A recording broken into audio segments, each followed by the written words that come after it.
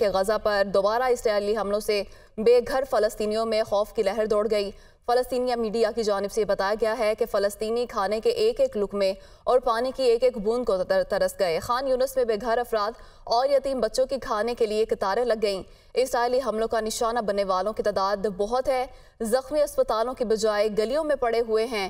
فلسطینی میڈیا کی جانب سے یہ تفصیلات فراہم کی گئی ہیں۔ غزہ پر دوبارہ اسرائیلی حملوں سے بے گھر فلسطینیوں میں خوف کی لہر، فلسطینی کھانے کے ایک ایک لقمے اور پانی کی ایک ایک بوند کو ترس گئے۔ خان یونس میں بے گھر افراد اور یتیم بچوں کی کھانے کے لیے قطاریں لگ گئیں، جبکہ فلسطینی میڈیا کی جانب سے بتایا گیا ہے کہ زخمی اسپتالوں کی بجائے گلیوں میں پڑے ہوئے ہیں۔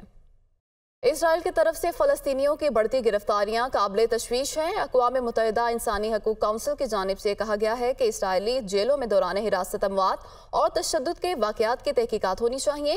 اسرائیل نے 7 اکتوبر کے بعد 3000 سے زائد فلسطینیوں کو گرفتار کیا۔ اسرائیلی جیلوں میں 6 فلسطینیوں کی موت ہوئی۔ اس مختصر مدت میں اموات کی یہ سب سے بڑی تعداد ہے۔ اسرائیل کی طرف سے فلسطینیوں کی بڑھتی گرفتاریاں قابل تشویش ہیں۔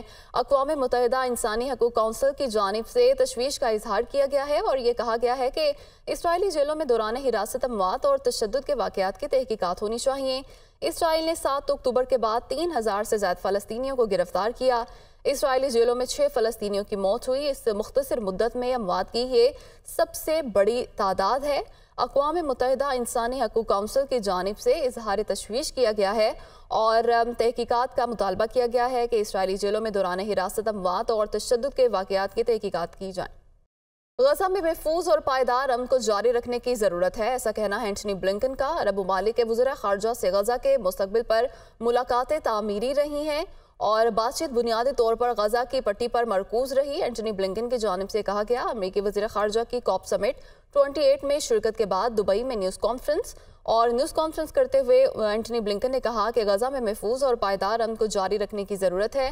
عرب ممالک کے وزراء خارجہ سے غزہ کے مستقبل پر ملاقاتیں تعمیری رہیں اور بات چیت بنیادی طور پر غزہ کی پٹی پر مرکوز رہی۔ ترک صدر کی اماراتی صدر شیخ محمد بن زید ال نہیان سے ملاقات، ایسا بتانا ہے عالمی میڈیا کا۔ حماس اسرائیل جنگ کے دوبارہ آغاز پر بات چیت ہوئی۔ مسلم دنیا کو متحد ہو کر کام کرنے کی ضرورت ہے۔ ملاقات کے دوران رجب طیب اردوان کی جانب سے کہا گیا ملاقات کاپ 28 سمٹ کے دوران سائیڈ لائن پر ہوئی۔ ایسا عالمی میڈیا کی جانب سے یہ بتایا گیا ہے کہ ترک صدر کی اماراتی صدر سے ملاقات ہوئی ہے اور حماس اسرائیل جنگ کے دوبارہ آغاز پر بھی بات چیت ہوئی۔ اس ملاقات میں رجب طیب اردوان نے کہا کہ مسلم دنیا کو متحد ہو کر کام کرنے کی ضرورت ہے۔ ملاقات کاپ 28 سمٹ کے دوران سائیڈ لائن پر ہوئی اور اس ملاقات میں حماس اسرائیل جنگ کے دوبارہ آغاز پر بھی بات چیت کی گئی۔ اقوام متحدہ کا انسانی بنیادوں پر حماس اسرائیل جنگ بندی پر زور، غزہ میں جنگ کے دوبارہ آغاز سے صورتحال تشویشناک ہے۔ اقوام متحدہ کے مطابق غزہ منتقل ہونے والی امداد کا کوئی پتہ نہیں۔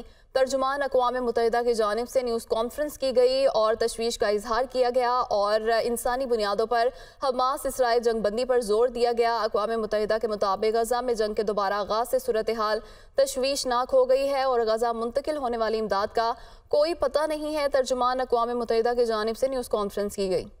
حماس اسرائیل جنگ بندی کے بعد دوبارہ حملوں پر عالمی اداروں کا رد عمل سامنے آیا ہے۔ اسرائیل کی غزہ کے خلاف جنگ تباہ کن ہے۔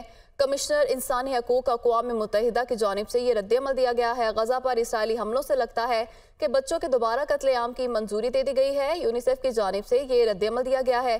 غزہ میں اسپتالوں کے مناظر ہارر فلموں جیسے ہیں، ایسا عالمی ادارہ صحت کا کہنا ہے۔ حماس اسرائیل جنگ بندی کے بعد دوبارہ حملوں پر عالمی اداروں کا رد عمل سامنے آیا ہے۔ کمشنر انسانی حقوق برائے اقوام متحدہ کا کہنا ہے کہ اسرائیل کی غزہ کے خلاف جنگ تباہ کن ہے۔